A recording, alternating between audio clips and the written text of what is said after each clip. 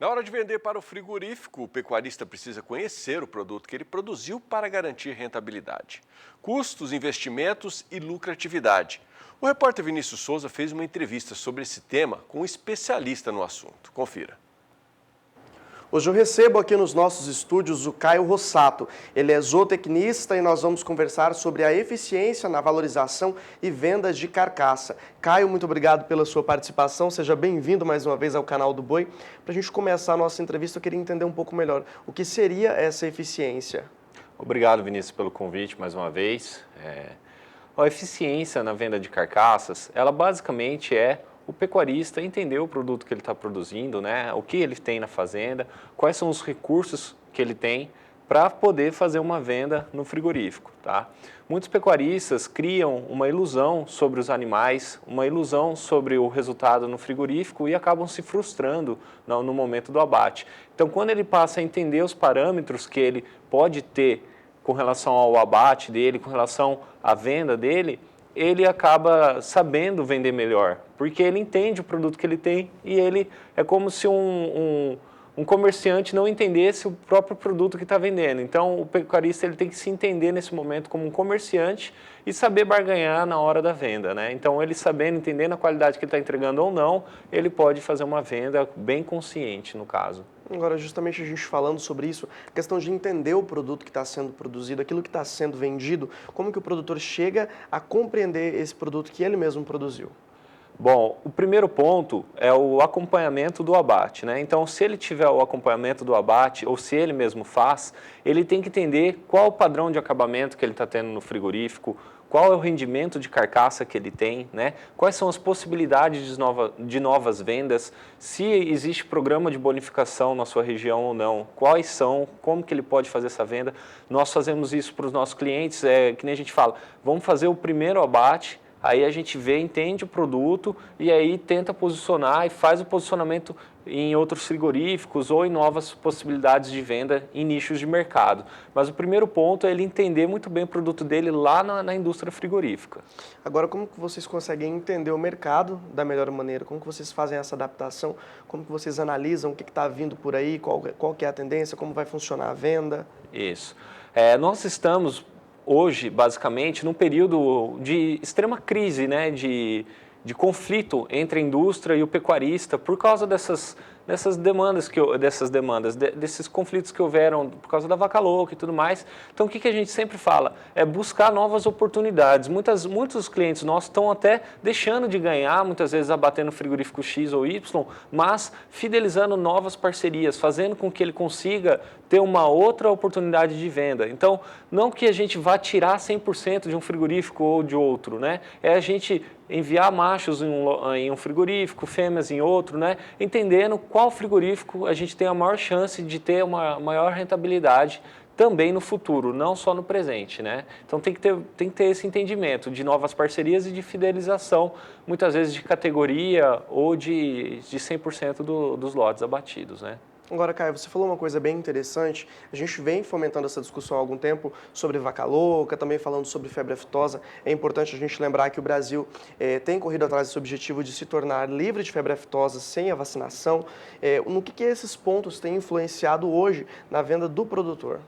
Na venda do produtor, ele sempre vai ficar na mão do mercado, quando ele não está amparado por contratos a termo, por fidelizações, né, de mercado futuro, alguma coisa assim, tá? São especulações, tá bom? Todo mercado que é regulado por commodity, né, que tem um grande volume, uma grande expressão, qualquer coisa que acontece no mercado, ele impacta no preço, né? Então, todo ano a gente vem tendo uma notícia ou alguma coisa que mexe com o mercado. Então, o produtor ele tem que ficar atento a isso e não criar grandes perspectivas, não criar grandes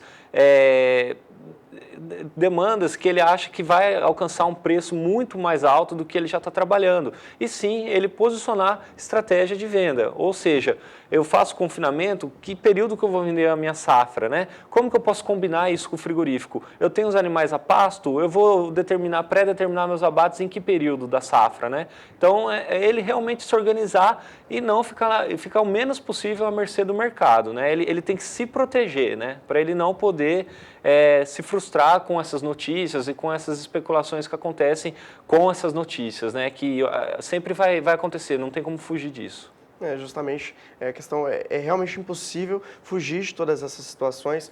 A gente teve um cenário aí para 18, 19 relacionado à questão de soja, a produção de soja, principalmente aqui no estado de Mato Grosso do Sul, onde faltou chuva no plantio e sobrou chuva na hora de colher, então trouxe perda para o produtor. E a gente também tem questão de tabelamento de frete e tudo mais, tudo isso vem influenciando. A greve dos caminhoneiros completou um ano agora no final de maio para início de junho. Como que tudo isso também influenciou nesse resultado? Todo mercado que é regulado, o boi, ele para ser terminado, ele existe uma série de interferências, né? De grãos, né? Do próprio transporte, né? Que o frigorífico afeta muito, no caso. Então, ele vai ser afetado, por exemplo, o frete, o tabelamento, os custos do frigorífico aumentam demais, então ele vai ter que pagar mais barato no boi. E da soja, se a soja fica cara, para o produtor também fica mais caro produzir o boi. Então, realmente, cada dia mais a conta está ficando apertada e o produtor tem que otimizar os resultados dentro da fazenda para aproveitar ao máximo a lucratividade dele dentro do abate. Então, ele tem que buscar resultados, buscar uma boa consultoria, buscar uma metodologia que faça com que ele tenha um maior rendimento, uma maior rentabilidade, um maior aproveitamento da arroba produzida na sua fazenda. E justamente para a gente entender um pouco melhor esse ponto, para se chegar a uma boa rentabilidade, quais os passos? O produtor hoje precisa ter muita cautela na hora de fazer todo esse processo de produção. Como que está funcionando isso? Primeiro ponto, ele não pode ter muito medo de arriscar, né? A gente entende que o mercado ele sempre vai ver essa crise, especulação, mas a pecuária ela vem muito estável durante esses 10, 15 anos, né? Então a gente não tem mais aquela demanda muito de aftosa, né? Então a gente já está com um mercado muito protegido, no caso, tá? Eu acredito. E o produtor que acreditar na pecuária e investir, ele vai ter uma rentabilidade, mas ele tem que entender quais são as necessidades dele, os gargalos na fazenda, para que ele não saia fazendo coisas que não são adaptadas à sua própria realidade. E no frigorífico, ter consciência, ter uma boa consultoria ali, ou uma consultoria que entenda os resultados do frigorífico, para que ele possa tomar decisão na hora da venda também. E a venda, para você ter uma noção, ele pode agregar de 10% a 15% a mais de rentabilidade no período para ele, de só modificando a venda e só acompanhando o abate mesmo. Bom, a gente vai encerrar a nossa entrevista, mas antes eu quero te fazer uma última pergunta. As expectativas, o que a gente pode esperar dentro desse cenário? Olha, o cenário ele vem bem otimista. Nós temos uma ministra que entende do setor, que está protegendo a gente, né, que está falando a nossa língua para o mundo, que está falando a nossa língua para o próprio presidente, né? Então, o mercado está muito seguro, os próprios frigoríficos estão muito seguros desse mercado externo, estão seguros de que a economia vai se recuperar. Se a reforma da Previdência for aprovada, né, a gente sabe da necessidade disso, a economia e a injeção de dinheiro no Brasil vai ser muito alta, então a expectativa é a maior possível. Nós estamos muito entusiasmados, tenho conversado com muitos proprietários de frigorífico e todos eles vêm investindo na indústria e vêm acreditando que o mercado vai ser bem firme esse ano. Tá certo, então, Caio, obrigado pela sua participação mais uma vez. Sempre que precisar, conte com a nossa equipe também.